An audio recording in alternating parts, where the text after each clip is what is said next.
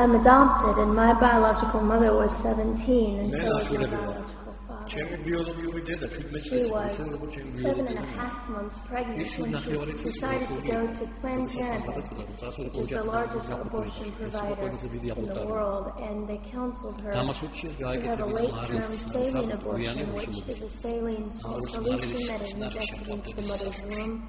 The baby gulps that solution, it burns the baby inside and out, and then she is to deliver a dead baby within 24 hours. And to everyone's great shock and surprise,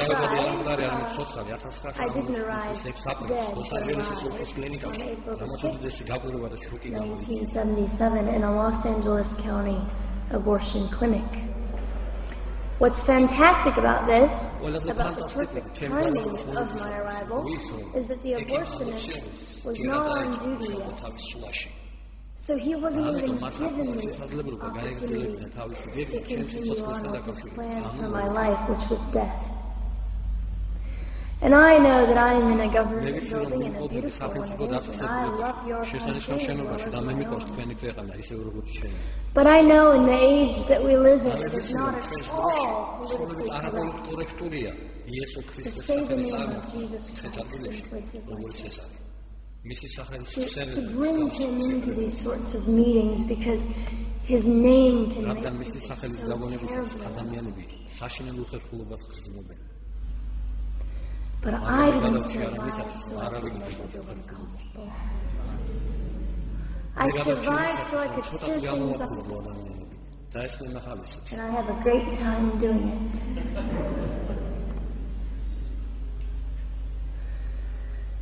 And so I was delivered alive, as I've already said, after 18 hours. I should be blind, I should be burned, I should be dead. And yet I'm not. You know what is fantastic vindication is the fact that the abortionist had to sign my birth certificate. So I know who he is. And it also says for any skeptic listening on my medical records, born during saline abortion. Ha! They didn't win. I've done some research on the man that performed the abortion. And his clinics are the largest chain of clinics in the United States of America, and they gross $70 million a year. I read a quote from him at some point several years ago. He said, I have aborted over 1 million babies, and I consider it my passion. I tell you these things because, listen, ladies and gentlemen, we are in an interesting battle, whether we realize it or not, in this world. It is a battle between life and death. What side are you on?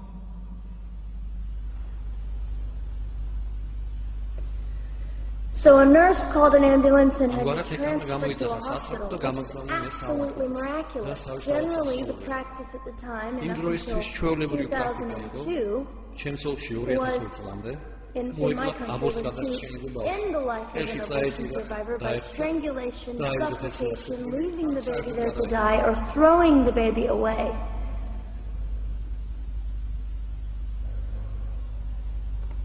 But on August the 5th, 2002, my extraordinary President Bush signed into law the Born Alive Infants Protection Act to prevent that from occurring anymore. You see, we're playing for keeps. We're playing for... I'm hoping to be hated by the time that I die so that I can feel God about me and understand what it was to be hated. He was hated. Christ was hated. And not that I look forward to being hated, but I know along my journey, I know I'm already hated because I declare life. I say, you didn't get me. The silent Holocaust didn't win over me. And my mission, ladies and gentlemen, among many things, is this: to infuse humanity into a debate that we have just compartmentalized and set on a shelf and said it is an issue. We have removed our emotions. We are becoming harder. Do you really want that? How much are you willing to take and how much are you willing to risk to speak the truth in love and graciousness and stand up and at least be willing to be hated? Or at the end of the day, is it all about you? Or me? And so, after that, I was placed in an emergency foster care home where they decided they didn't like me very well, and as I'm fond of saying, I don't know how you could not adore me right from the start. What is wrong with these people? But they didn't. You see, I've been hated since conception. By so many, and loved by so many more, but most especially by God. I'm His girl. You don't mess with God's girl. I got a sign on my forehead that says, you better be nice to me because my Father runs the world. So after I was placed in the mean home, I was taken out of the mean home and placed into another home, a beautiful home, Penny's home. And she said by this time I was 17 months old, 32 pounds of dead weight, and diagnosed with what I considered to be the gift of cerebral palsy, which was caused directly by the lack of oxygen to my brain while I was trying to survive. Now, I am just compelled to say this. If abortion is merely about women's rights, ladies and gentlemen, then what were mine? There was not a radical feminist standing up and yelling about how my rights were being violated that day. In fact, my life was being snuffed out in the name of women's rights. And ladies and gentlemen, I would not have cerebral palsy had I not survived all of this. So when I hear the appalling, disgusting argument that we should have abortions because the child just might be disabled, the horror that fills my heart. Ladies and gentlemen, there are things that you will only be able to learn by the weakest emotions. And when you snuff them out, you are the one that loses. The Lord looks after them, but you are the one that will suffer. And what arrogance, what absolute arrogance, and it has been an argument for so long in this human place that we live, that the stronger should dominate the weaker, should determine who lives or dies. The arrogance of that, don't you realize that you cannot make your own heart beat? Don't you realize that all the power that you think you possess, you really possess none of it? It is the mercy of God that sustains you, even when you hate Him.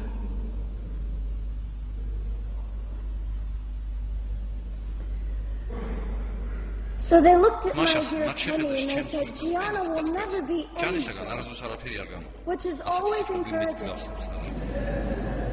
And she decided to ignore them, and she worked with me 3 times a day, and I had to hold up my head, and I said, oh, Gianna will never this and never that. Long story shorter, I was walking by the ages 3.5 with a walker and leg braces, and I stand up here today with a mild little limp and without a walker and leg braces.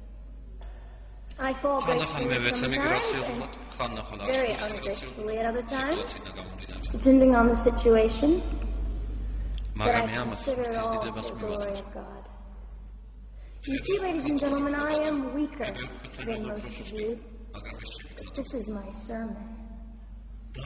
And what a small price to pay to be able to blaze through the world as I do and offer hope. And I think in our misunderstanding of the way things work, we misunderstand how beautiful suffering can be. I don't willingly sign up for it, but when it comes, we forget. We forget that God is in control and God has a way of making the most miserable thing beautiful.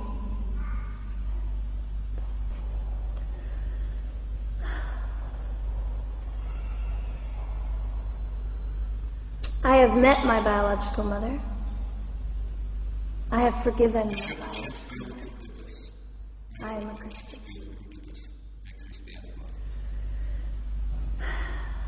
She's a very broken woman. She came to an event I was having 2 years ago, showed up unannounced, and said hello, I'm and it was a very difficult day.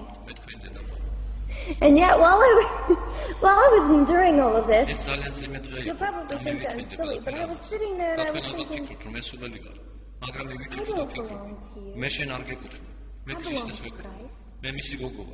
I'm his girl. And I'm a princess. So no matter what you say, and all your anger and brokenness and rage, it's not mine to keep. It's not mine to carry. And I won't. I was saying all this inside.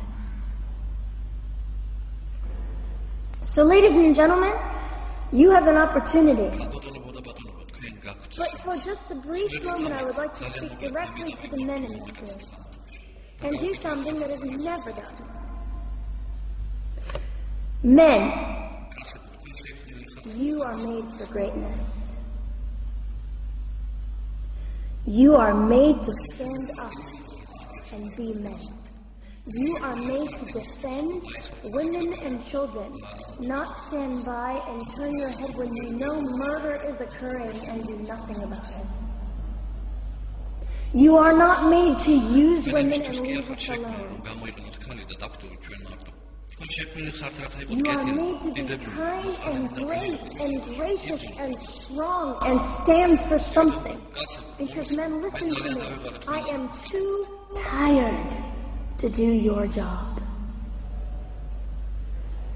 Women, you are not made for abuse. You are not made to sit and not know your worth and your value. You are made to be fought for forever. So now is your moment. What sort of people are you going to be? I trust incredible. I trust men you will rise to the occasion. To the politicians listening, particularly to the men, I would say this: you are made for greatness. Set your politics aside. You are made to defend what is right and good. This fiery young girl will stand here and say, now's your moment. What sort of man do you want to be? A man obsessed with your own glory, or a man obsessed with the glory of God?